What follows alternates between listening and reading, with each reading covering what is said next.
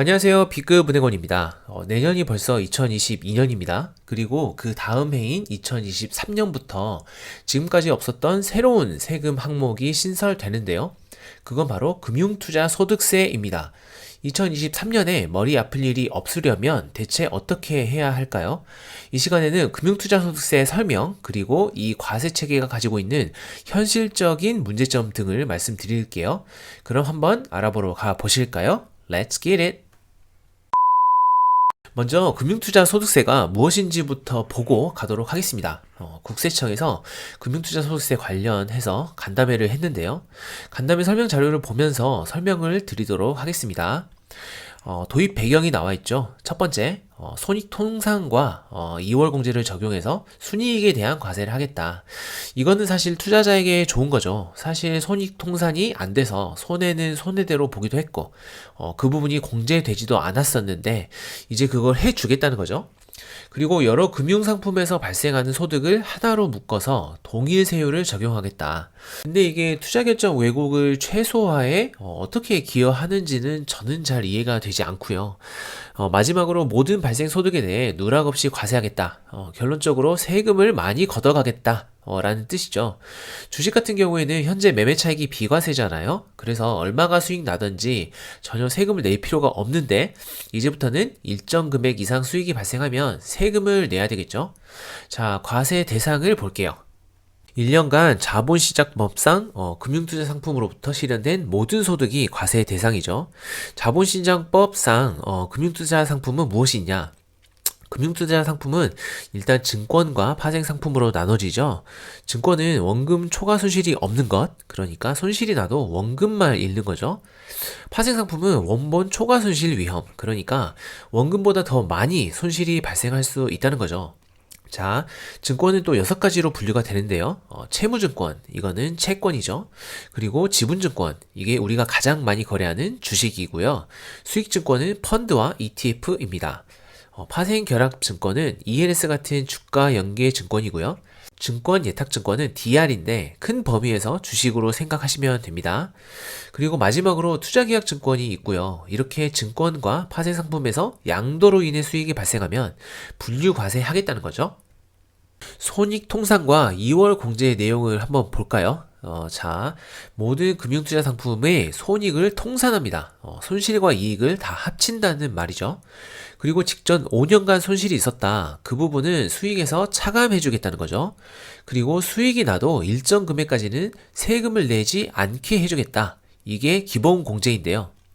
국내 상장 주식, KOTC에 등록된 중소, 중견기업 주식, 대기업 주식은 포함이 안 되고요. 공모 주식형 펀드에서 발생한 수익을 모두 합쳐서 5천만 원까지는 비과세 해줍니다. 그리고 기타 금융투자 상품은 250만 원까지 비과세 처리를 해주고요. 그리고 제일 중요한 게 세율이죠. 3억까지는 20%, 3억 초과는 6천만 원에 3억 초과액의 25%를 내야 합니다. 3억 원에 20%가 6천만 원이라서 3억이 넘어간다면 3억까지는 6천만 원, 그리고 초과 수익분 25%는 세금 낸다고 생각하시면 됩니다.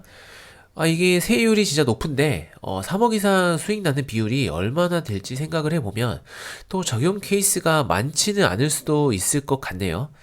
자, 이제 이 부분이 투자자분들이 머리를 싸매야 할 부분인데요. 과세 방법입니다. 금융회사를 통해 지급받았다. 이제 MTS나 HTS를 통해서 주식 매매를 해서 돈을 번 케이스라고 생각을 해볼게요. 제가 만약에 1억 원을 벌었습니다. 그러면 5천만 원은 공제 대상이기 때문에 세금을 안 낼 거고요. 5천만 원은 20%인 1천만 원을 내야겠죠.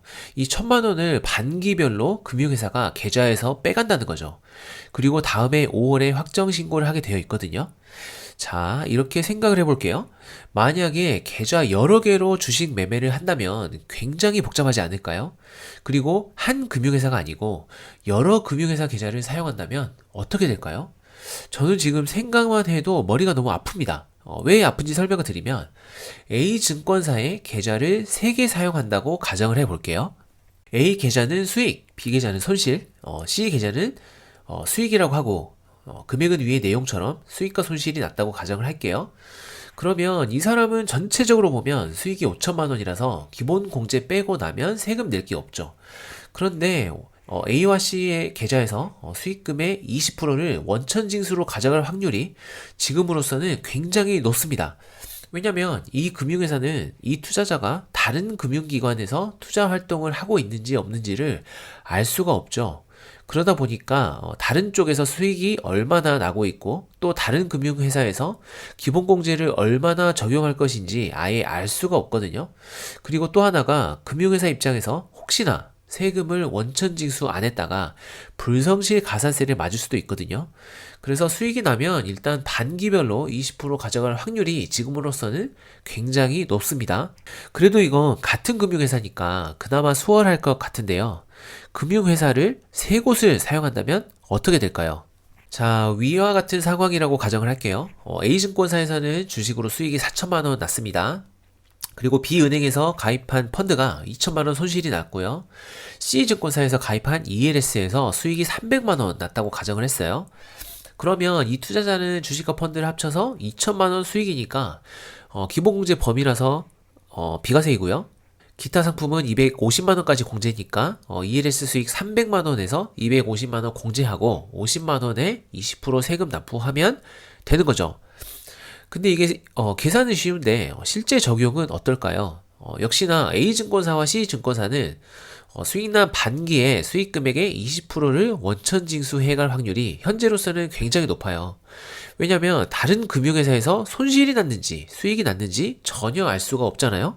그리고 다른 금융기관에서 투자 활동을 하고 있는지조차 알 수가 없어요. 여러분들이 생각하기에도 문제가 좀 심각해질 것 같은 생각이 들지 않습니까?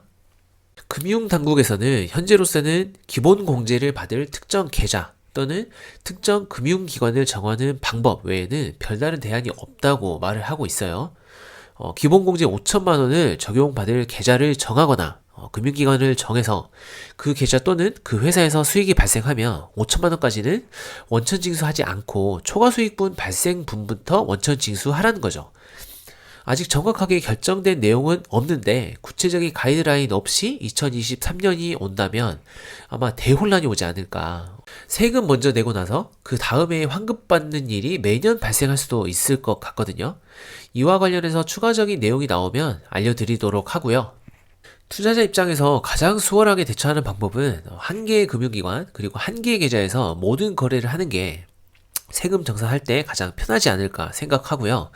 여러 금융기관에 여러 계좌를 사용할수록 세금 정산하기가 너무나 어려워질 것으로 예상이 되기 때문에 내년에는 여러 계좌를 쓰신다면 하나로 합쳐볼 계획을 세우는 것도 좋아 보입니다. 이게 이제 주식 소득금액 계산 명세서라는 건데 2023년부터는 이걸 작성을 해야 하는 거죠. 계좌가 많을수록 굉장히 복잡하겠죠. 주식뿐만 아니라 펀드, 파생상품도 다 각각의 양식에 맞게 작성을 해야 합니다. 그래서 계좌를 최대한 줄여서 투자하는 게 좋다고 생각이 됩니다.